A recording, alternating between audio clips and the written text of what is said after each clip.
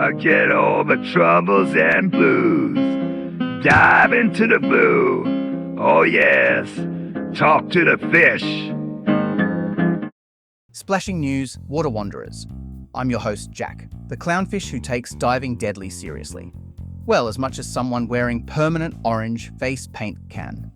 Welcome to Talk to the Fish, where we slice through murky waters to make you shine underwater. Today, welcome a dive instructor who's cracked the housing market crisis. I mean, his mortgage is literally attached to his spine. Give it up for Regis. Thanks, Jack. Always great to be here with the fish who proved that being small never stopped anyone from having a big mouth. Hee. Let's dive into today's viewer question from Jolly Jellyfish, who writes, I fear to dive in strong current. Help? Looks like someone needs a crash course on going with the flow. So, Regis, what treasures of insight can you share with our current conscious viewer? I've got 9 tried and tested tips to turn any diver into a current champion.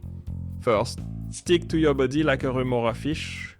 Just as hikers keep each other in sight on tricky trails, you'll want your diving partner within arm's reach for quick assistance if needed. Now it's called the buddy system for a reason. Together you can make quick decisions and adapt to any changes. No more beer?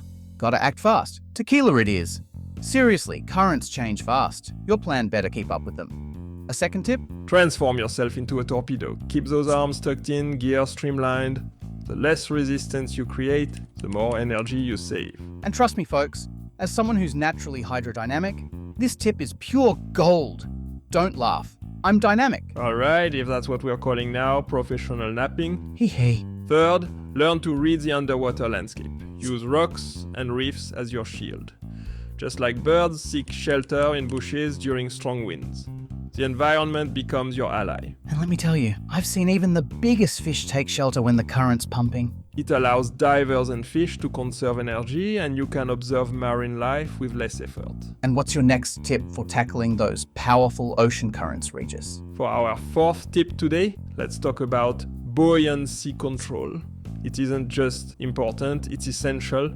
You want to hover at your chosen depth without constantly fighting to rise or sink. Yeah, rather than resembling my cousin after too much coffee, you're gliding through the water world effortlessly. Exactly.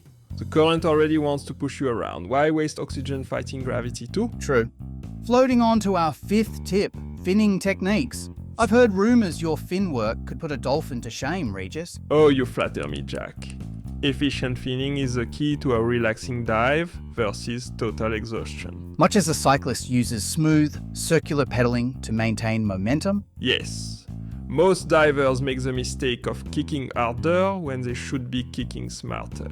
Your legs contain your largest muscles. They'll burn through your air supply faster than anything else. And now, swimming against the flow, or rather, why you shouldn't. Never fight the current head-on. It's a battle you will lose while exhausting yourself. Instead, swim across the current until you reach calmer waters. But it doesn't matter for Jack, who's so tiny he gets swept away by a fish's sneeze anyway. Hey, says the one who's so slow, currents have time to change direction. By the way, I once watched a grouper try to muscle through a current. Legend says he's still swimming in place. Remember, currents are temporary, patience and proper technique are your greatest allies underwater. Let's hook into our 7th tip, Regis. Some divers swear by reef hooks. What's your take? Reef hooks can be game changers in strong currents, Jack. Think of it akin to a mountain climber using a carabiner. It anchors you temporarily while conserving energy. But I've heard horror stories about coral damage. You're right to bring this point.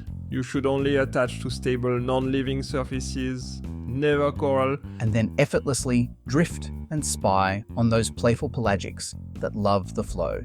Hanging out watching the underwater traffic is my passion. Speaking of survival, let's bubble up to tip number 8, air consumption. Crucial point. I suppose swimming in currents burns through your air supply faster than a porcupine fish, inflating at the sight of danger. Monitor your pressure gauge frequently. So it mirrors driving uphill in your car.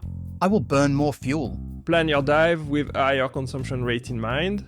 Always reserve more than the standard safety margin, as finning against even mild currents can double your air usage. And for our final pearl of wisdom, emergency skills and practice. And practice.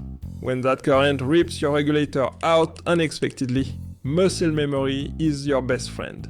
Practice regulator recovery and mask clearing until you could do it blindfolded during a hurricane. Imagine yourself as an airline pilot in a simulator. Prepare for the worst, hope for the best. Because current diving magnifies every small problem. The diver with well-practiced emergency skills turns potential disasters into minor inconveniences. Your life might depend on how smoothly you can clear that flooded mask. And that reefs up our current affairs for today, folks. Tired to think, I managed to get through an entire show without making a single go-with-the-flow joke. You did use it? I did? But hey, I'm just a clownfish trying to swim in a tuna's world. What do I know about currents? I usually just get stuck in the filter. Next week, we'll be diving into the bizarre world of fish fashion, where we'll discover why lobsters are still wearing those outdated shell patterns from the Cretaceous period. Until then, keep your masks clear, your buddies close, and your regulator closer. And remember, don't just make bubbles, make memories. This is Jack signing off before Regis realizes I've been breathing from his tank this whole time. Forget all the troubles and blues. Dive into the blue. Oh yes, talk to the fish.